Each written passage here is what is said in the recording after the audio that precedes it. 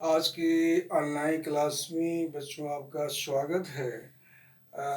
हम आपके अध्ययन अध्यापन में कक्षा 10 सामाजिक विज्ञान में जो नागरिक शास्त्र है, जिसे लोकतांत्रिक राजनीति के नाम से जाना गया है, इसमें प्रश्नोत्तरी सीरीज दूसरा यानी नागरिक जीवन से शुरू कर रहे हैं। पहला लेसन जो है आपका वह सत्ता की साझेदारी है। इसमें जो क्वेश्चन पूछा जा रहा है कि पहला जो क्वेश्चन आपका है, शासन व्यवस्था को सुचारू रूप से चलाने के सत्ता को कितने भागों में बांटा जा सकता है।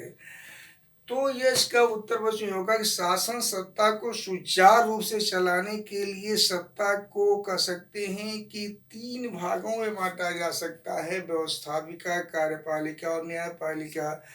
व्यवस्थापिका का कार्य बच्चों जानते हैं कि कानून बनाना होता है। कार्यपालिका का काम होता है कानूनों को लागू करती है। और न्यायपालिका काम यह होता है कि लोगों की स्वतंत्रता की रक्षा करती है, मौलिक अधिकारों की रक्षा करती है, कानून की व्याख्या भी करती है। ऐसे कानून जो व्यवस्थापिका द्वारा बनाए गए हैं, जो संविधान की भावनाओं के इतर है, संविधान की भावनाओं का आदर नहीं करते हैं, वहाँ तक वह जुडिशियल रिव्यू कर सकती है, न्यायिक पुनर्विलोकन कर सकती है।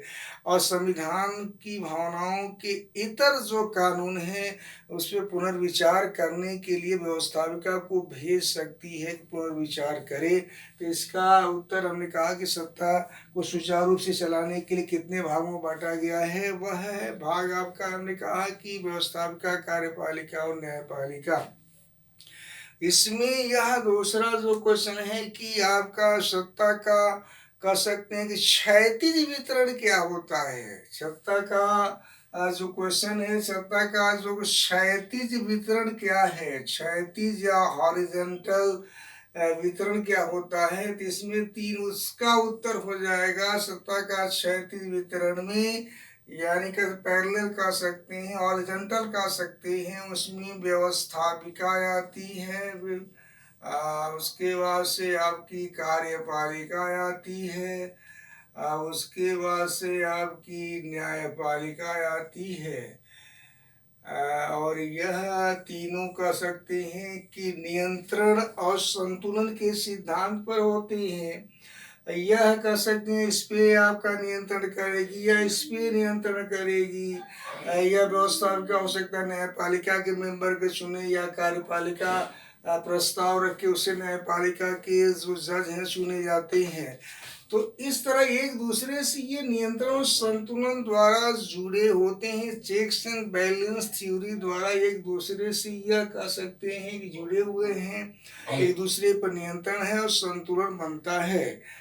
आगे बच्चों यही पूछा जा सकता है कि सत्ता का लंबवत वितरण क्या होता है, सत्ता का वर्टिकल वितरण क्या होता है। तो लंबवत सत्ता का वितरण में आप ऐसे पर सबसे ऊपर टॉप पे होती है संघ सरकार होती है या फेडरल गवर्नमेंट होती है। उसके बाद से प्रांतों में कह सकते हैं कि प्रांतीय सरकार होती है।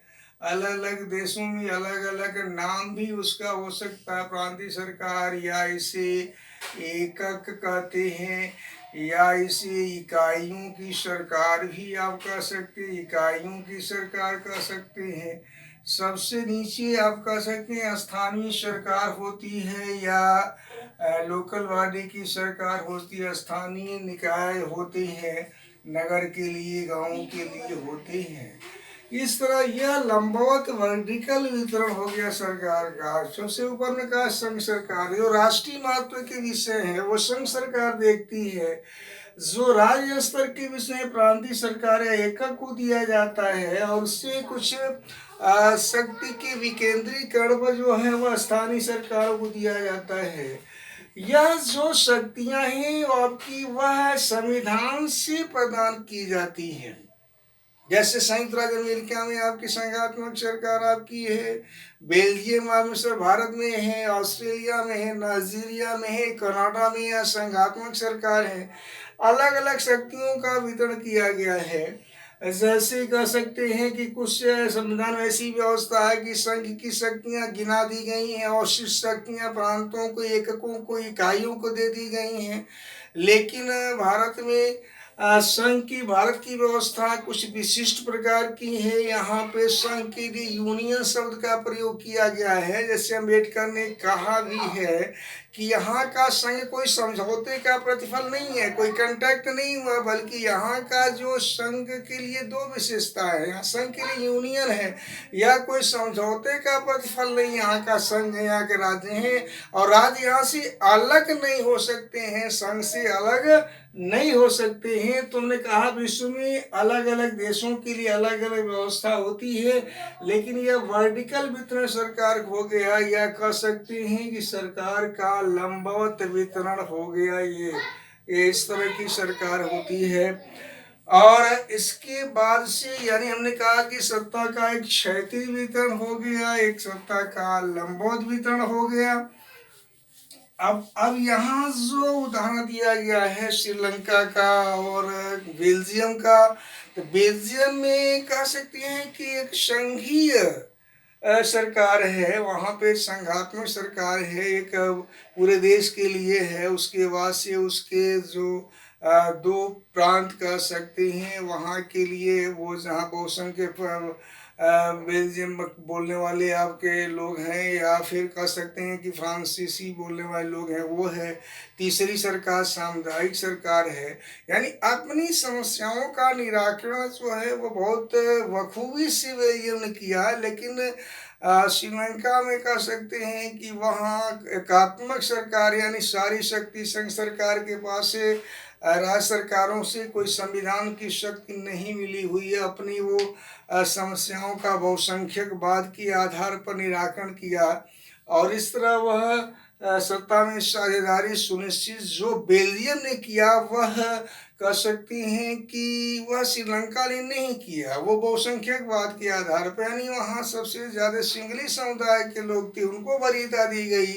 तमिलवाद के समुदाय के लोग थे या अन्य माइनॉरिटी अल्पसंख्यक वर्ग के लोग थे, उनको यहाँ वो नहीं दी गई, या उनको सत्ता में साझेदारी सुनिश्चित बहुत सही तरीके से नहीं की गई। यहाँ अगला क्वेश्चन है कि श्रीलंका और बेल्जियम के संघर्ष से हमें क्या सीख मिलती है। श्रीलंका ने अपनी समस्याओं के समाधान में बहुसंख्यकवाद का सहारा लिया, जिससे वहाँ आंतरिक गृह युद्ध छिड़ गया। और लेकिन बेल्जियम ने अपनी जो समस्याएं थीं, जो बहुभाषी वहाँ लोग थे, सबको समान प्रतिनिधित्व दिया, संघ में चाहे राज्य में। तीसरी एक सामुदायिक सरकार थी, विभिन्न भाषाओं के लोग अपनी सरकार चुनते थे और अपनी समस्याओं का निराकरण उसने किया। इस तरह बच्चों जो महत्वपूर्ण क्वेश्चन है सत्ता की साझेदारी में आपके समक्ष मैंने रखा है, उसको आप पढ़ें। कोई समस्या होती है तो फिर आप इस ऑनलाइन क्लास में संपर्क करके उसका निराकरण कर सकते हैं। धन्यवाद।